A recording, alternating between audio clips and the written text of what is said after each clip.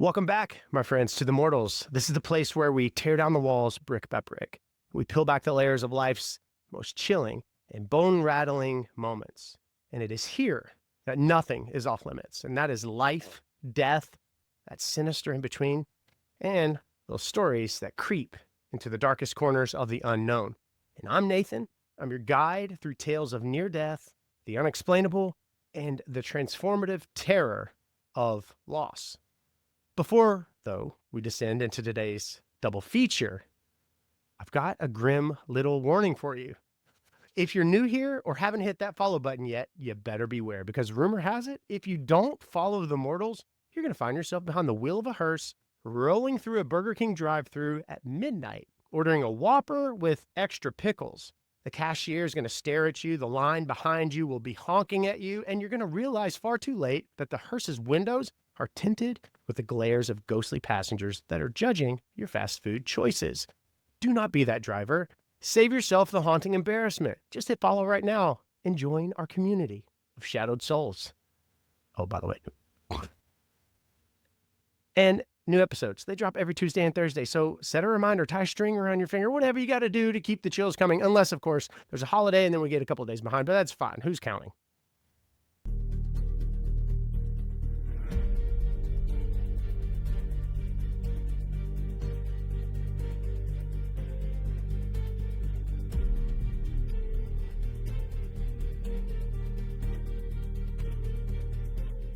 Today, I have two stories that are going to grip your heart and twist your mind. First, we'll travel to Soviet Georgia in 1976, where a scientist died for over 45 minutes and came back with a message from his brother that no one could explain. Then, we're going to step into Germany in 2003, where a journalist flatlined for half an hour and woke up with a memory of her father's silent plea. Let's dive into the darkness. It's a cold, gray afternoon in 1976 in the city of Tbilisi, Soviet Georgia, a place where the weight of the Soviet regime hangs heavy over every street, every whispered conversation. Tbilisi is a city of ancient history clashing with brutalist architecture, where the Kura River cuts through like this silent witness to secrets that are buried deep. And it is here we meet Dr. George Rodonaia, a 42-year-old neuroscientist, a man of cold and hard logic. George is a product of his time and place, a staunch atheist in a system that demands it, a skeptic who believes the mind is just a machine, nothing more, nothing less, no soul, no afterlife, just neurons firing until they don't. He is a respected figure at the local university. He's married with a newborn son, and he lives in this modest apartment block where the heat barely works. But beneath his clinical exterior, there's this quiet grief. He lost his older brother to a car accident just 2 years prior, Miguel his name, a wound that he's buried under layers and layers of work and denial. On this particular day, George is in a rush. He's late for a meeting with a colleague across town, a discussion about a research paper that could help elevate his career. It's around 4:00 p.m. The streets are slick with early spring rain, the air biting with a chill that seeps into your bones. George steps out of his apartment, his briefcase in hand. He's crossing a busy intersection near the university, a place that he's walked 100 times, when the world shifts in an instant. A black Volga sedan, a common sight in Soviet streets, barrels through this red light. Its driver is distracted or drunk. History doesn't say.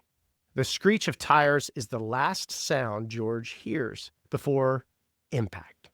His body is flung like a rag doll, slamming into the wet pavement with a sickening thud.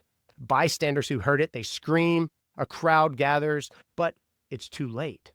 Blood pools beneath him. His skull is cracked, his chest still. A doctor arriving on the scene checks for a pulse. Nothing. George Rodonaia is pronounced dead at 4:17 p.m. on that rainy street. And his body is loaded into an ambulance, not for the hospital, but for the morgue. And it's there, in a freezer drawer, he's left. Cold, forgotten, a case closed. Or so they thought. This chilling situation, George Rodonia's situation, he's lying in a morgue freezer, his body tagged and stored like a piece of evidence. The temperature is hovering near zero. It's been nearly 3 days at this point, 72 hours since he was declared dead. His wife, Nino, she's been notified. She is grieving, clutching their infant son, planning a funeral. Doctors have no reason to check on him. In the Soviet system, death is final. Paperwork filed. Move on. But on the third day, a pathologist prepares for an autopsy. Something unthinkable happens. As the drawer slides out, as cold metal instruments are laid on a tray, George's eyelids flutter. A gasp escapes his lips, shallow but very real. And the pathologist freezes. His scalpel, everything clatters to the floor. Chaos erupts in this sterile room. George, dead for over 45 minutes at the scene and then stored for 3 days, is alive. His heart somehow beats again. His eyes clouded but conscious. They stare into a world that he should not be a part of. And medically, this is a paradox. No one survives 45 minutes without a pulse, let alone days in a freezer. Brain death sets in after just 5 to 10 minutes without oxygen. Hypothermia, sure, slows the process, but not for days. George's body shows signs of trauma, a fractured skull, broken ribs, internal bleeding, but his vitals, they're weak, yes, but they're stable. Doctors are absolutely baffled, muttering about miracles in a system that forbids this kind of talk. But what George remembers from those lost hours is what truly chills the spine. Because as he's wheeled to intensive care, tubes are snaking from his arms, he whispers to the nurse, "I saw my brother. He told me it wasn't time." The nurse, to his left, a young woman hardened by Soviet stoicism herself, feels this shiver crawl up her neck. She writes it off as delirium, but George's eyes are very clear and insistent. And he later recounts in painstaking detail what he experienced while his body lay lifeless. He describes a darkness first, so complete it felt like falling forever. Then, this light, not blinding, but very warm, that pulls him forward. He felt weightless, felt free of pain, as if his mind had unshackled itself from flesh. And it's there, in that light, stood his brother Miguel. Unchanged from the day that he died. Same crooked smile, same worn jacket, same steady gaze. Miguel, he didn't speak at first, but he just looked at George with a sadness that cut deeper than any wound. Then his voice, familiar as a childhood memory, broke the silence. "It's not your time, Georgie. You have a son who needs you. Go back." George, he felt a jolt, a protest rising in him. He didn't want to leave this peace, this reunion, but Miguel's eyes, they hardened. A silent command, and before George could argue, the light dimmed. Pain slammed back into him, cold metal against his skin, the hum of morgue machinery. He was back, dragged from death by a brother's will, or something, wearing his brother. But here's the kicker that no doctor ever could explain. George, still weak in his hospital bed, turned to his wife days later and said, "Our son, he has a problem with his hip. It's not right. You need to check it." Nino, his wife, confused, dismissed it. Their baby seemed fine, no limp, no cries of pain. But George insisted. His voice was urgent, and he claimed he'd seen it during his journey. And reluctantly, she took their infant to a pediatrician. X-rays revealed a congenital hip dysplasia. This condition, undetectable without imaging at that age, a defect that could have crippled the boy if left untreated. George had no medical reason to know this. How could a dead man see a hidden flaw in a living child? Was it Miguel, his brother, who showed him, or something else that was whispering truths from beyond? The hospital staff, bound by Soviet censorship, kept quiet, but whispers spread through the city's underground. George Rodonaia had crossed a line no one should have. and something sent him back with a purpose. George Rodonia's return from death on that third day in 1976 shook everyone who knew him. Physically, he recovered against all odds. Weeks, of course, in the hospital mended his bones, though headaches and fatigue lingered for years, which, of course, show scars of a brain that shouldn't have survived. Mentally, he very much was a different man. The skeptic, the atheist, gone. He spoke openly of his brother, of a realm beyond science, risking his career in a regime that crushed such ideas. He told his friends, "I was sent back for my son for a reason I don't fully know." His marriage strained under the weight of his obsession. Nino struggled to reconcile the man she knew with this haunted stranger. But George, he doubled down, eventually leaving neuroscience to study theology in secret, a dangerous pivot in Soviet Georgia.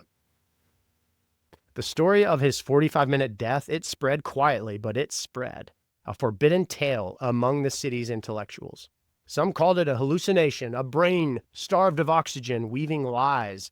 And others, especially older Georgians tied to Orthodox faith, they saw a guardian, perhaps his brother's soul, perhaps an angel in his likeness, enforcing a divine plan. And George himself wrestled with it until his own death in 2004. Never returning to the morgue, but often staring at old photos of his brother Miguel as if waiting for answers.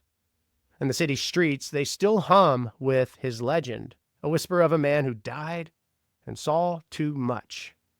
Did his brother truly intervene, or did something older, someone vast, borrow Miguel's face to pull George back? The mortals here, we don't solve these riddles. We feel their chill, though, and it's a reminder that death might not be the end, but merely a door some are forced to reopen. Before we move on to our second story, I want to let you know about a tool, a game changer for me and the mortals, this podcast. If you've ever dreamed of starting a podcast or creating content in general, that sounds professional without the fancy studio setup. You do not need expensive equipment. Check out Descript. It's an all-in-one audio and video editing platform, entirely online. There's no need to buy hard drives. With features like automatic transcription, easy editing, where you literally cut, you rearrange the text, and voila, you're editing video. Even AI-powered voice cloning to help fix flub-ups without re-recording the entire episode. I do it all the time. Descript, it takes the headache out of production. You're able to turn these episodes, turn your content over quickly, because we all want instant gratification. So those of you who are creating content, you get it out. Because I use it for every story, to polish the story, trim the awkward stumbles, ensure you're getting the best listening experience possible. The AI avatars, they're next level. Generate a video of yourself reading a script without ever hitting record, so you don't sit in front of the cameras. You just type it. Descript makes it seamless. So if you're a creator, or you want to be a creator, or you want to share your own stories, give it a try for free. You're going to wonder how you ever got by without it. Just trust me. Our second story takes us to Berlin, Germany, in the crisp autumn of 2003, a city pulsing with history and reinvention after the fall of the wall. And it is here we meet Christine Maier, 48-year-old journalist. She's known for her sharp wit and even sharper pen. Christine is a household name in German media, a woman who's built a career dissecting politics and culture for a major newspaper. Her byline, a stamp of skepticism. She's not one for fluff or fantasy. Facts are her religion, emotions a distraction. Divorced, no children, she lives alone in a sleek apartment in Mitte. Her life, a cycle of deadlines and coffee, and repeat. But beneath her polished exterior, there's this quiet scar. Her father, Hans, a factory worker who raised her single-handedly, he died of a heart attack when she was just 22. She buried the grief, she never spoke of him, and she let work fill the void. On October 12, 2003, though, Christine checks into a private clinic for what should be a routine procedure, a minor surgery to remove a benign lump from her neck. It's a day surgery, in and out, no big deal. I mean, she's annoyed more than even nervous, texting her editor about a story mid-check-in, barely listening to the nurse's pre-op spiel. The surgery, it goes smoothly, or so she's told, and by late afternoon, she's discharged, groggy, but she's fine, and she's driven home by a friend. She settles into her apartment, pops a painkiller, and she plans to just sleep it off. But as evening falls, something is wrong. Nausea creeps in. Her breath shortens. A heaviness presses on her chest. She stumbles to the bathroom, splashes water on her face, and then the world tilts. Her knees buckle, her vision blacks out, and she collapses into the empty bathtub with a dull thud.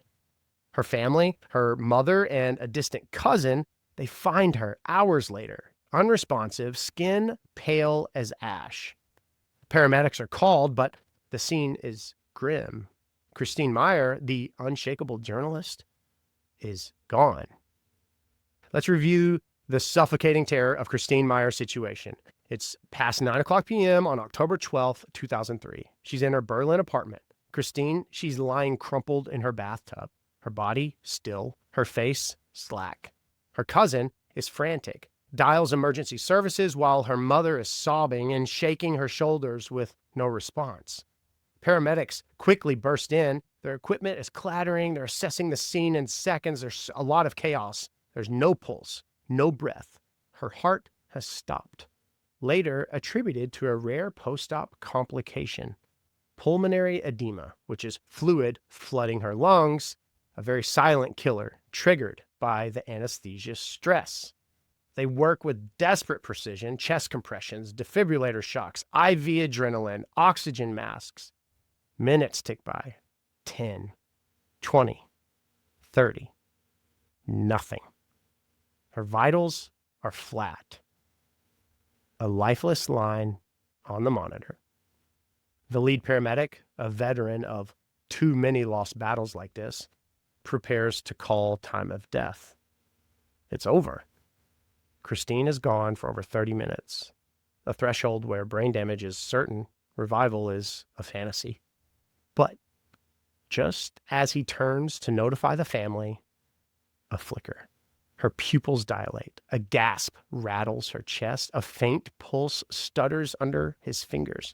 The team scrambles. They're stunned. They're stabilizing her as her eyes snap open, wide with something beyond fear.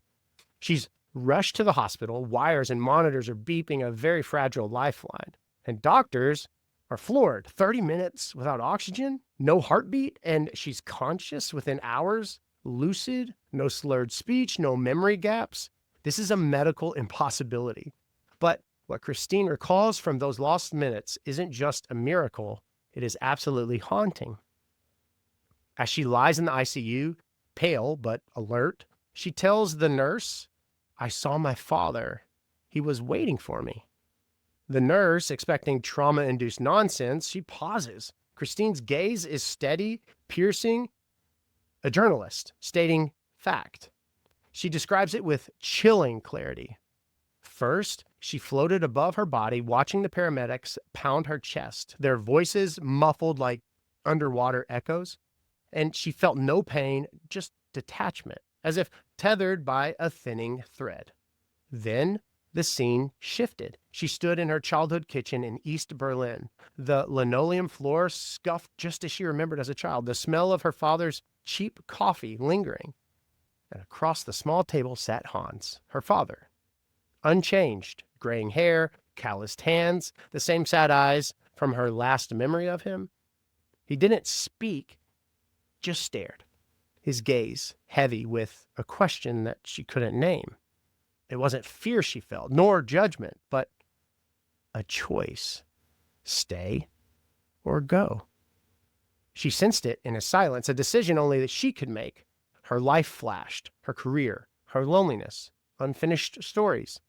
She chose to return, a pull she couldn't explain, and with that, the kitchen dissolved, pain crashed back, the paramedics' shouts sharp in her ears.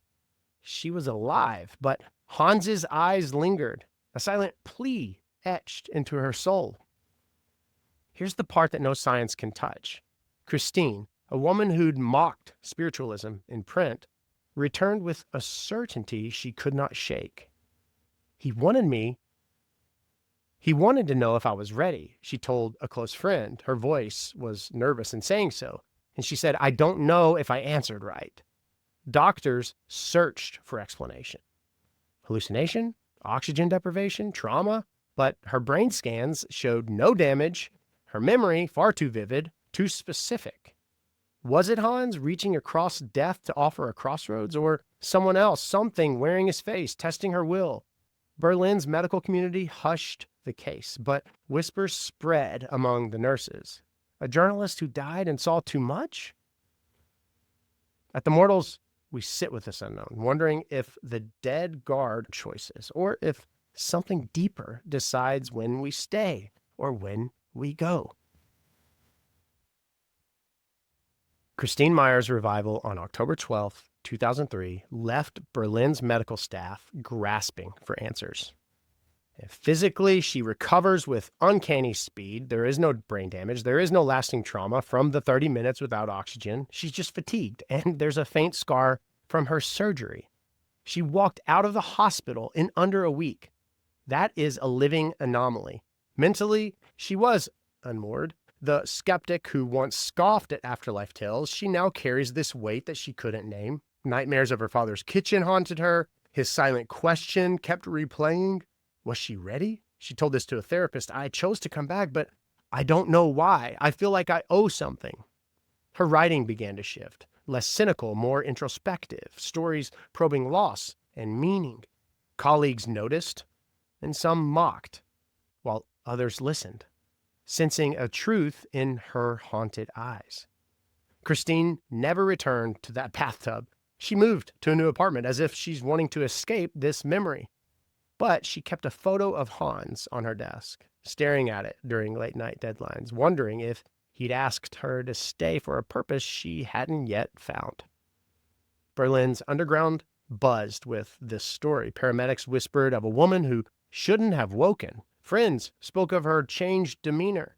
Some called it a trauma response, a mind weaving comfort from grief, while others, especially her mother, believed Hans had intervened. A father's love which defied death itself. Christine herself remained torn, a journalist craving proof, a daughter feeling his gaze. She lived until 2019, passing from unrelated causes, never resolving this riddle.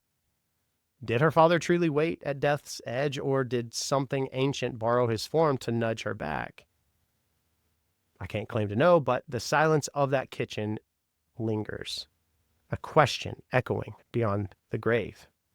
Content creators, writers, students, people, you're back in school, haha, or you're just someone with a million ideas, you got to check out Poppy AI. It is like having a brainstorming partner who never sleeps. Poppy AI helps me generate these ideas, draft scripts, refine these stories and the hooks to keep you on the edges of your seat, and helps me even dig up obscure historical details for stories like Christine's and George's, saving me hours of research. So whether you're building a podcast, writing a story, or learning and wanting to grow a social media presence, Poppy AI, it streamlines your workflow. It turns rough concepts into polished content in just minutes. Intuitive, powerful, honestly addictive. Just give it a try. It's free to do so. Link is in the description. It's going to spark ideas that you didn't even know that you had, and you're going to thank me later. So go ahead, try it for free, and in the comments go, thanks, guy. That's me. George Rodonaia and Christine Maier, they walked away from death's doorstep. They were guided by whispers and faces from their past that defy all explanation. And their stories are not just about survival. They're about brushing against something vast, this purpose or presence that we can't name. And sometimes the unexplainable isn't a mystery to solve, but a shiver to feel, a reminder that life hangs by threads that we can't see. If you have ever experienced something unexplainable, whether it's a near-death terror, a mysterious intervention, a loss that haunts you, I want to hear from you. Join the Mortals community. Link is in the description. It's a space for deeper conversation, exclusive behind-the-scenes content, and a chance to connect with yours truly and others who feel the chill of these stories just like you. If you're a member, you get early access to these episodes, early access to my music, and other bonus content you will not see anywhere else on any social platform. Give it a try. Check it out. The link is in the description, or visit nathanmorrismusic.com. Did I mention discounts like on the Hello, I'm Probably Anxious shirt? I love it. Proceeds benefit the Lifeline 988. As someone who advocates for mental health awareness, September is that. Join us at The Mortals. Get you a discount code. Get you some merch. That is the best way to support this podcast. Helps me to continue to create this content and the music in and of itself. I appreciate you listening to The Mortals, where the walls come down, the mysteries stay unsolved, and sometimes the only answers, they just lead to darker questions. I want to thank you for listening to The Mortals, where the walls come down, the mysteries stay unsolved, and sometimes the answers only lead to darker questions. But I like it that way. Until next time. Take care of yourselves. You're loved far more than you could ever know.